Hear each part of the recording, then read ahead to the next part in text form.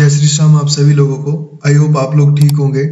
तो आज की क्लास के अंदर मैं आपको एक नया सेक्शन इंट्रोड्यूस करूंगा, सेक्शन 193 इंटरेस्ट ऑन सिक्योरिटीज के बारे में। और आपको पता है कि मैं इस सीरीज के अंदर आपको टीडीएस के जितने भी सेक्शंस होते हैं उन सभी सेक्शन के बारे में आपको पूरा ओवरव्यू दे रहा हूँ आपको कि इसमें क्या चीजें बोल रही होती हैं यहाँ पे और किस पर एप्लीकेबल होते हैं, किस पर एप्लीकेबल नहीं होते, कौन पर्सन इसमें टैक्स को डिडक्ट करता है, यहाँ पे कितना परसेंट टैक्स को डिडक्ट करेगा यहाँ पे। तो मैंने इसकी एक वेबसाइट भी दिखाई थी, गवर्नमेंट की ऑफिशियल वेबसाइट है। आप उस वाली वेबसाइट पे जाकर के अगर आपको लगता है कि किसी रेट में कोई चेंज हुआ है यहाँ पे, तो आप लोग उसी वाली वेबसाइट पे जाकर के क्या कर सकते हो, चेकआउट कर सकते हो। तो उसके लिए यहाँ पे क्या करना है, आपको टीडीएस ट्रेसिस की वेबसाइट पे जाना है और जैसे इस वाली वेबसाइट पे क्लिक करोगे, एंटर करोगे, तो पहला जो लिंक खुल रहा है यहाँ पे, इसी लिंक पे आपको क्या करना है, क्लिक करना है। अब जैसे इस लिंक पे क्लिक करोगे तो इस तरीके से एक पैनल आ जाएगा यहाँ पे। तो आपको क्या करना है, यहाँ पे थोड़ा स्क्रॉल करना है यहाँ पे, तो राइट हैंड साइड में आपको रेट एंड टेबल का एक पैनल दिखेगा।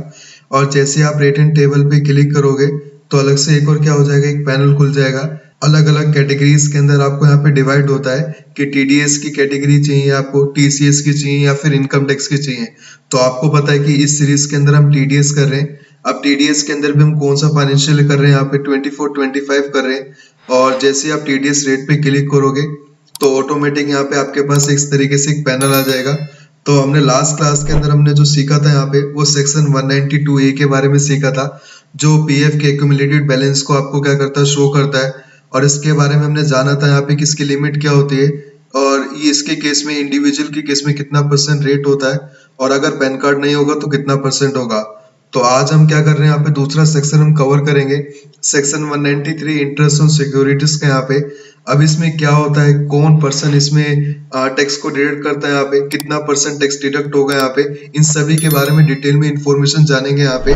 आइए स्टार्ट करते हैं यहाँ पे सेक्शन 193 इंटरेस्ट ऑन सिक्योरिटीज को यहाँ पे। तो सबसे पहली बात तो आपको सिक्योरिटीज का मीनिंग पता होना चाहिए कि सिक्योरिटी का मीनिंग क्या होता है। अगर मैं बात करूं यहाँ पे सिक्योरिटी की मीनिंग की यहाँ पे, तो एक प्रकार से क्या होता है, यहाँ पे फाइनेंशियल इंस्ट्रूमेंट्स होते हैं जो आपको इंटरेस्ट क्या करते हैं, प्रोवाइड करते हैं। तो ये इंस्ट्रूमेंट आपके काफी टाइप के हो सकते हैं यहाँ पे, जैसे आपके गवर्नमेंट बॉन्ड्स हो गए या कॉर्पोरेट बॉन्ड्स हो गए या डिवेंचर्स हो गए। यहाँ पे जो बॉन्ड्स आपके इशू करती है गवर्नमेंट, वो आपके गवर्नमेंट बॉन्ड्स होते हैं यहाँ पे। जो प्राइवेट कंपनी और पब्लिक कंपनी क्या करते हैं, बॉन्ड इशू करते हैं यहाँ पे, वो कॉर्पोरेट बॉन्ड होते हैं यहाँ पे।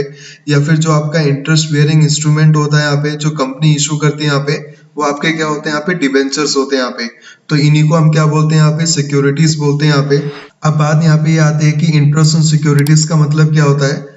तो इसमें यही बोल रहा है यहाँ पे कि when you buy a bond और debenture, then interest you get on it is called interest on securities. तो इसमें यही बोल रहा होता है, जब आपने किसी बॉन्ड या डिवेंचर को खरीदा होता है तो उस पर आपको जो इंटरेस्ट मिलता है उसी को हम क्या बोलते हैं यहाँ पे, इंटरेस्ट ऑन सिक्योरिटीज बोलते हैं यहाँ पे। For example, if you have a government bond which is giving you a interest of 10,000 every year, तो then TDS will be deducted on that interest under section 193। तो इसमें कहने का मतलब यहाँ पर यही है कि जैसे अगर आपके पास कोई भी गवर्नमेंट बॉन्ड होता है यहाँ पे और वो आपको हर साल 10,000 रुपए का इंटरेस्ट कंपनी दे रही होती है यहाँ पे, तो आपको पता है कि जो आपका सेक्शन 193 यहाँ पे, वो उस इंटरेस्ट के ऊपर क्या हो जाएगा, आपका डिडक्ट किया जाएगा यहाँ पे, जो भी आपने कमाया होगा यहाँ पे। जैसे आपने 10,000 अपने इंटरेस्ट कमाया तो उसके ऊपर क्या लगेगा, आपका 10% आपका क्या लगेगा, आपका टीडीएस क्या होता है, एप्लीकेबल होता है। तो 1,000 रुपए आपके गवर्नमेंट के पास क्या कर लेंगे, यहाँ पे गवर्नमेंट वाली कंपनी से आपको क्या कर लेगी, टीडीएस का अमाउंट डिडक्ट कर लेगी और बाकी की जो 9,000 है वो आपको क्या करेगी, पे आउट करते हैं यहाँ पे। ठीक है, अब इसमें बात आती है यहाँ पे कि कॉन्सेप्ट्स क्या होते हैं यहाँ पे टीडीएस के। तो टीडीएस एक की प्रकार से एक सिस्टम होता है यहाँ पे, in which tax is deducted and given to the government before the tax pay tax on his income. मतलब कि अगर आप इनकम कमाने से पहले जो आप टैक्स पे करते हैं यहाँ पे, या फिर टैक्स ले लिया जाता है या फिर टैक्स आपका डिडक्ट कर लिया जाता है, उसी को हम क्या बोलते हैं यहाँ पे, टीडीएस बोलते हैं। और under section 193 TDS is deducted on interest on securities, meaning the institution or company which is giving you interest will deduct some percentage of tax from your interest amount and the remaining amount will be given to you।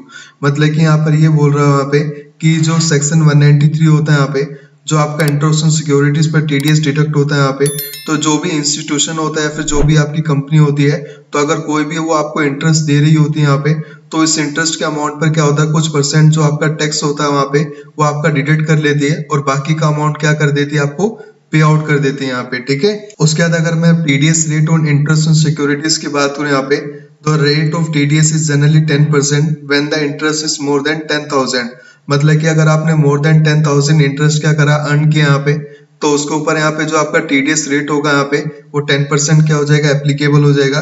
जैसे example दे रखा है, if you are getting interest 20,000, तो then TDS of 2,000 10% of 20,000 will be deducted, you will get 18,000। मतलब कि यहाँ पर अगर आपने 20,000 रुपए का कोई इंटरेस्ट कमाया यहाँ पे, तो उस 20,000 रुपए पे 10% क्या होगा, आपका टीडीएस एप्लीकेबल हो जाएगा। तो 20,000 का 10% कितना हो गया यहाँ पे, एक प्रकार से 2,000 हो गया। तो 2,000 आपके क्या हो जाएंगे, डिडक्ट हो जाएंगे, बाकी के 18,000 आपको क्या मिल जाएंगे, आपको पे कर दिया जाता है यहाँ पे।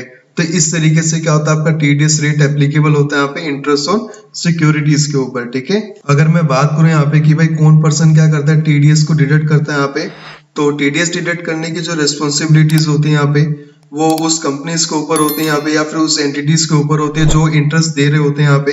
जैसे आपको बैंक दे रहा होता है, या फिर कोई कंपनी दे रही होती है, या फिर कोई फाइनेंशियल इंस्टीट्यूशन दे रहा होता है, या फिर कोई गवर्नमेंट दे रही होती है। बैंक में आपको पता है कि जैसे मान लो अगर आपने कोई फिक्स डिपॉजिट या फिर बॉन्ड का इंटरेस्ट मिल रहा है आपको, तो बैंक उस वाले केस में क्या कर लेगा, टीडीएस आपका डिडक्ट कर लेता है यहाँ पे।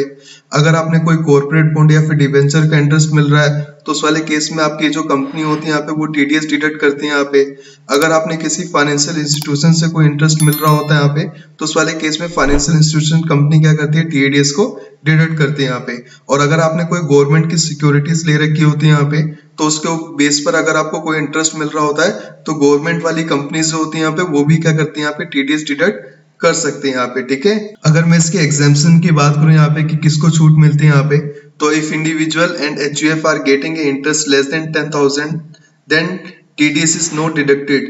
That is if you are getting a interest less than 10,000 in a year, then TDS is not levied. मतलब कि यहाँ पर ये बोल रहा होता है यहाँ पे कि अगर कोई इंडिविजुअल या फिर एचयूएफ को 10,000 से कम का इंटरेस्ट मिल रहा होता है, तो उस पर कोई भी टीडीएस डिडक्ट नहीं होता है यहाँ पे। या फिर पूरे साल के अंदर यहाँ पे 10,000 के कम का इंटरेस्ट मिलेगा, तो उसके ऊपर भी टीडीएस आपका डिडक्ट नहीं लगेगा यहाँ पे, ठीक है।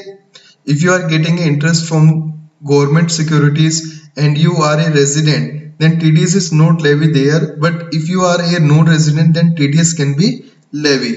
तो इसमें ये बोल रहा होता है यहाँ पे कि भाई अगर आप क्या करते हैं यहाँ पे, कोई भी गवर्नमेंट सिक्योरिटीज लेते हैं यहाँ पे, तो अगर आप एक रेजिडेंट होते हैं, तो उस वाले केस में जो आपकी गवर्नमेंट जो कंपनीज होती है वो आपका टीडीएस डिडक्ट नहीं करती है।